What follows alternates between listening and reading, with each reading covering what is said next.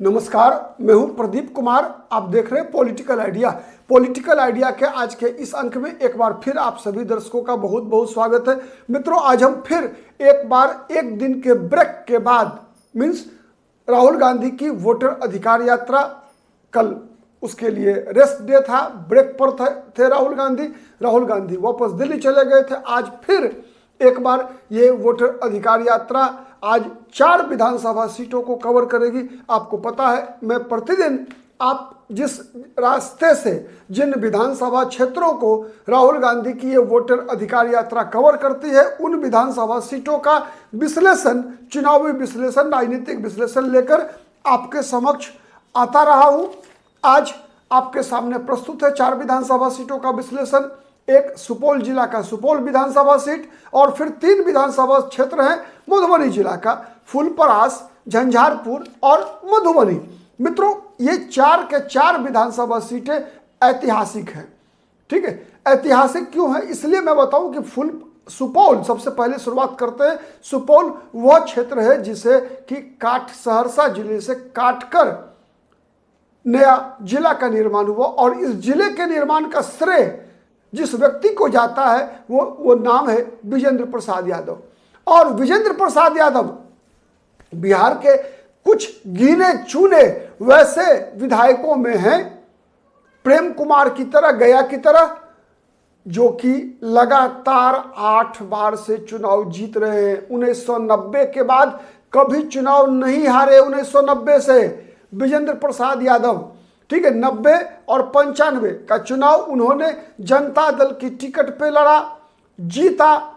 उसके बाद से लगातार आपको याद होगा कि विजेंद्र प्रसाद यादव ने जनता दल में विद्रोह किया था शरद यादव के साथ।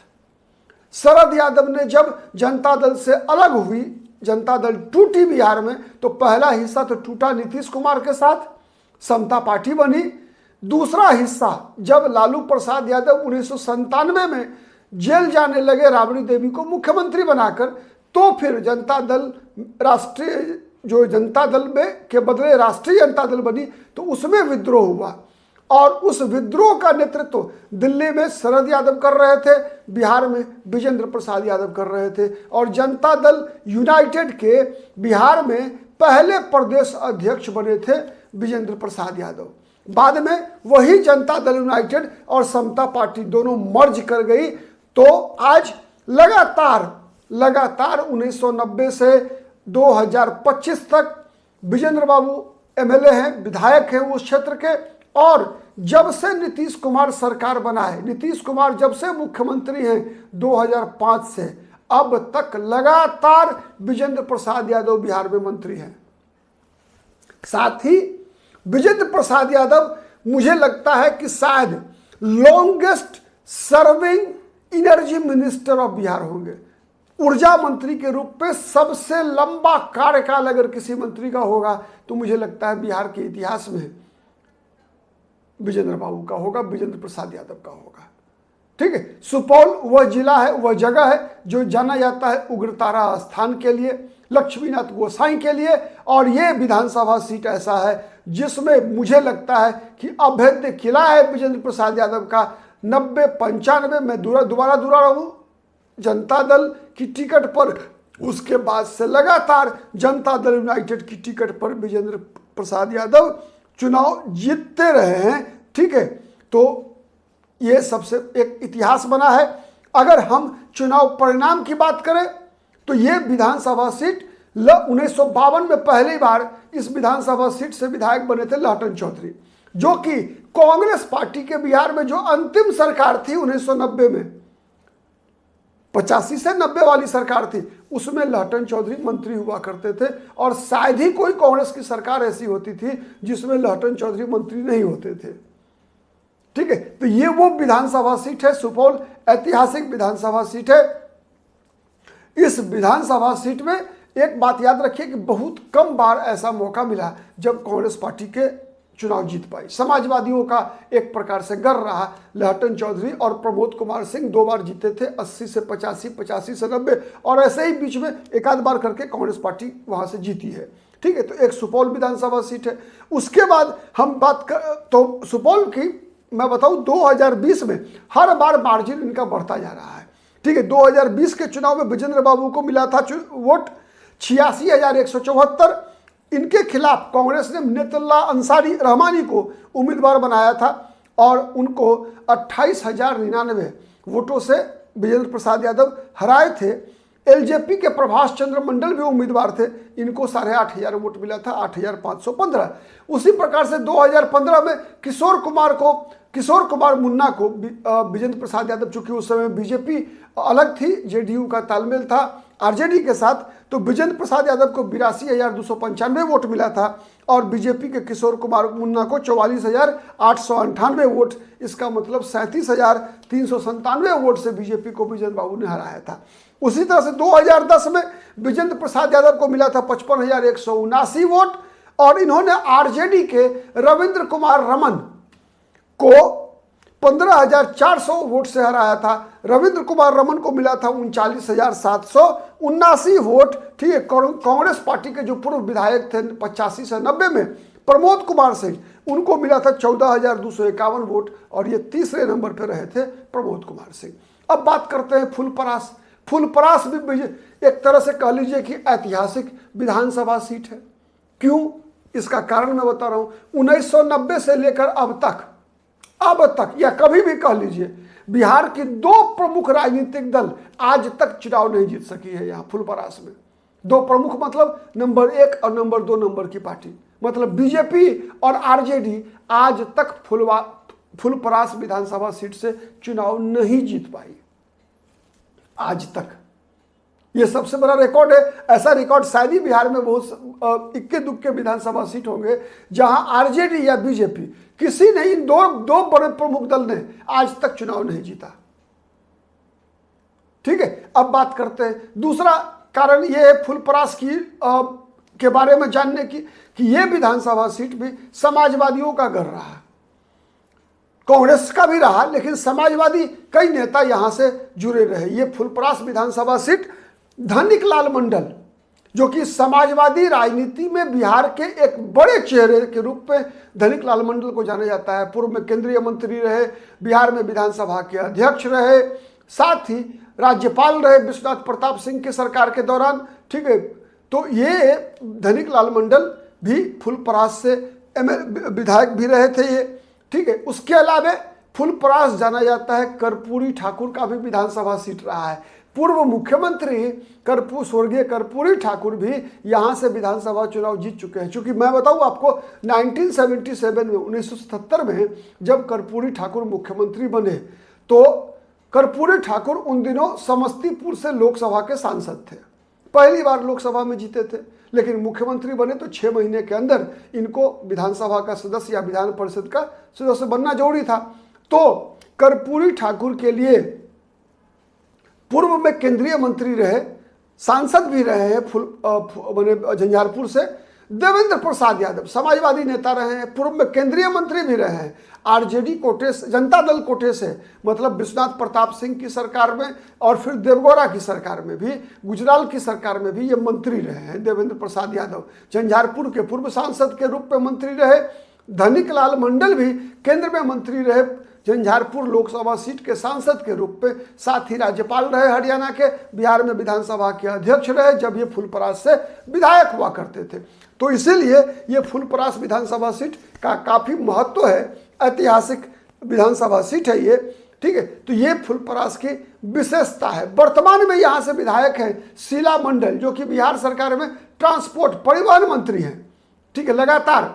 ठीक है, और इससे पहले 2020 में ये जीती हैं शीला कुमारी मंडल। ठीक है, कांग्रेस के उम्मीदवार कृपानाथ पाठक को इन्होंने 10,966 वोट से हराया था। और यहाँ पर एलजेपी के विनोद कुमार सिंह को भी तीसरे नंबर पर थे, जिनको 10,088 वोट मिला था।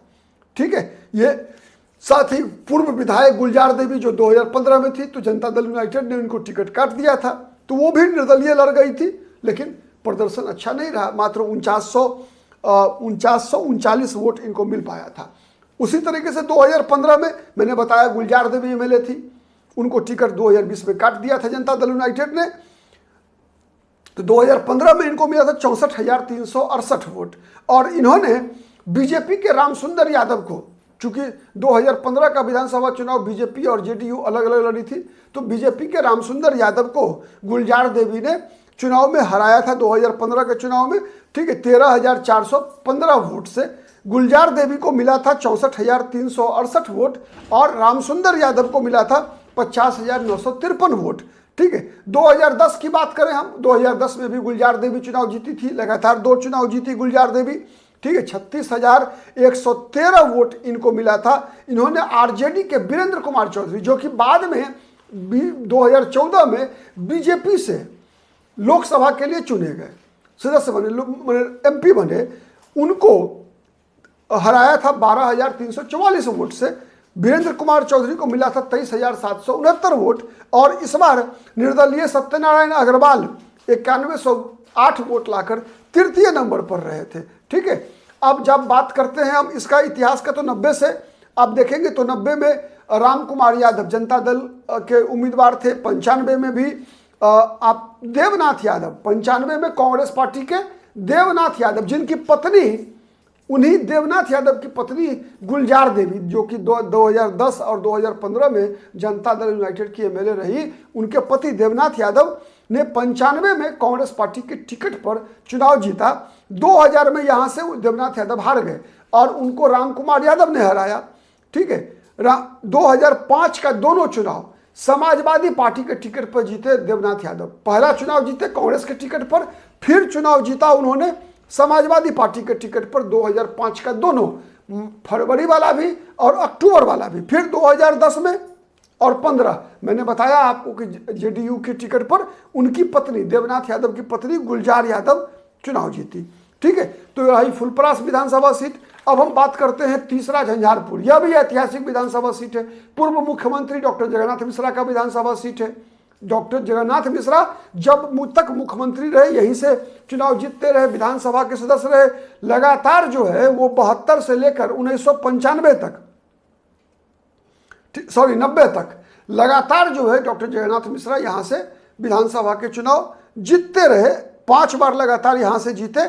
ठीक है, और उसके बाद उनके पुत्र भी 3 बार जीत चुके हैं। 2005 का चुनाव जीता उन्होंने जनता दल यूनाइटेड की टिकट पर, फिर उसके बाद 2010 में उन्होंने चुनाव जीता जनता दल यूनाइटेड की टिकट पर, और फिर 2020 में चुनाव जीता उन्होंने बीजेपी की टिकट पर। बीच में 2015 का चुनाव वो हार गए थे आरजेडी के उम्मीदवार गुलाब यादव से। आरजेडी के उम्मीदवार गुलाब यादव ने उनको मात्र 834 वोट से 2015 में नीतीश मिश्रा को हराया था, लेकिन 2020 में नीतीश मिश्रा बीजेपी के उम्मीदवार ने 94,854 वोट लाकर सीपीआई के रामनारायण यादव को, कॉमरेड रामनारायण यादव को 41,788 वोट से हराया था। बहुत बड़े मार्जिन से हराया था। ठीक है, उनको 53,066 वोट मात्र मिला था रामनारायण यादव को, कॉमरेड रामनारायण यादव को। तो ये रहा 2020 में। 2015 में मैंने बताया गुलाब यादव जीते थे, मात्र 834 वोट से बीजेपी के नीतीश मिश्रा को हराया था। 2010 में जेडीयू के नीतीश मिश्रा जीते 57,652 वोट लाकर, और आरजेडी के जगत नारायण सिंह को हराया था इन्होंने।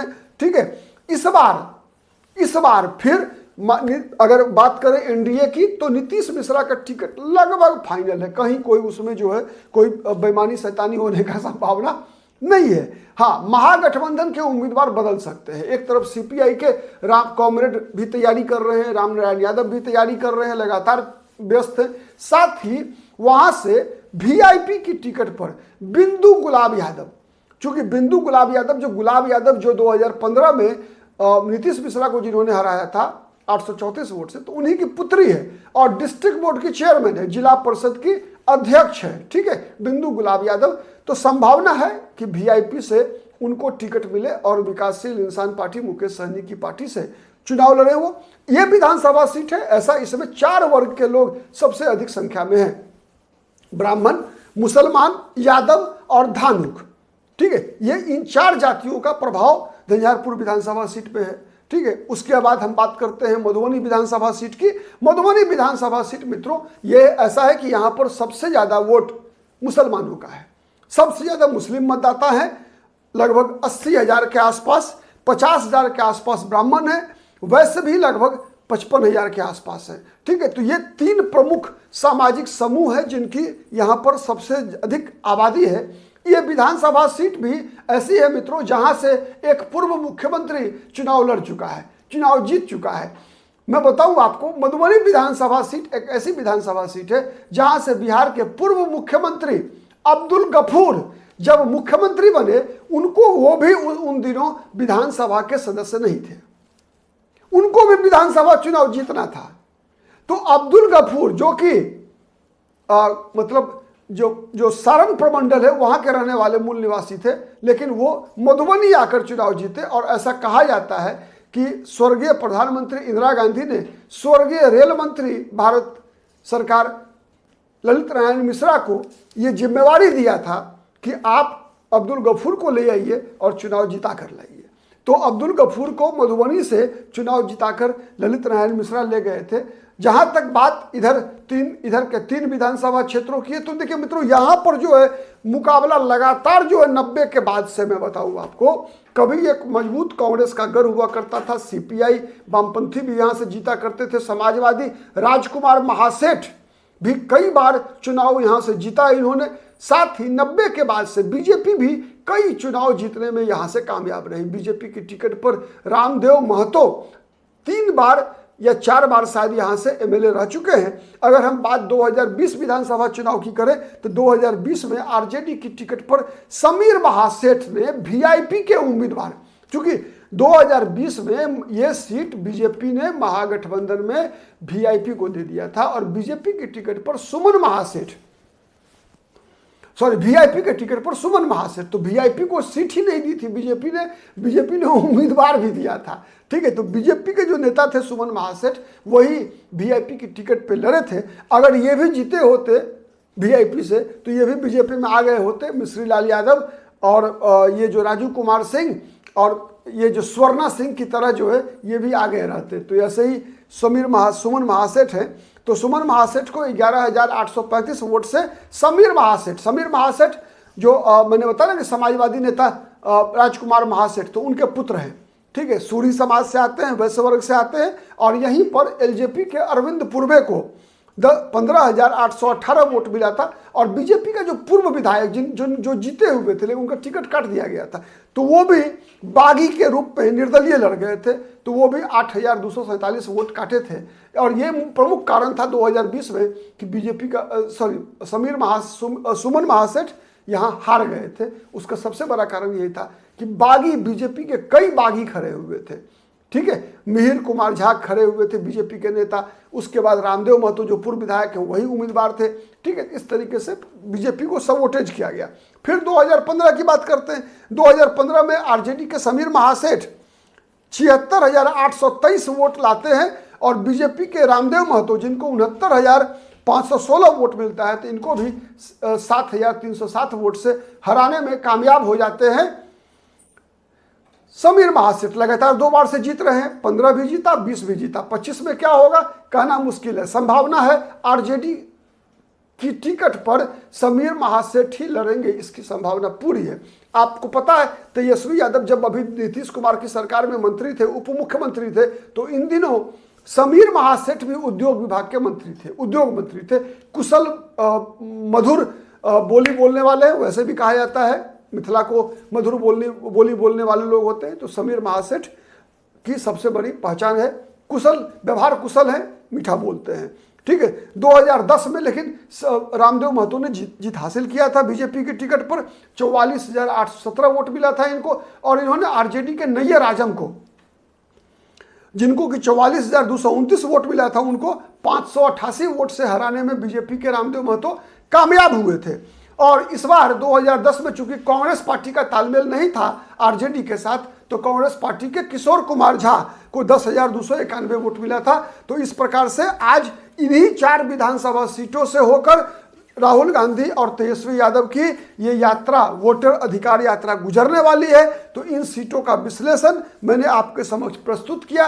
आपका भी कोई कमेंट है, आप निश्चित रूप से अपना कमेंट करके बताइए कि आपका क्या सजेशन हो सकता है आपका वीडियो के संबंध में, और कुछ जानकारी के बारे में, या फिर इन 4 विधानसभा सीटों के बारे में जो भी आपके पास जानकारी है वो जानकारी आप भी कमेंट बॉक्स में आकर कमेंट के माध्यम से दर्शकों को शेयर कर सकते हैं। क्योंकि ये सोशल मीडिया है, सोशल मीडिया प्लेटफॉर्म पर हम सभी एक दूसरे के साथ कम्युनिकेट करते हैं।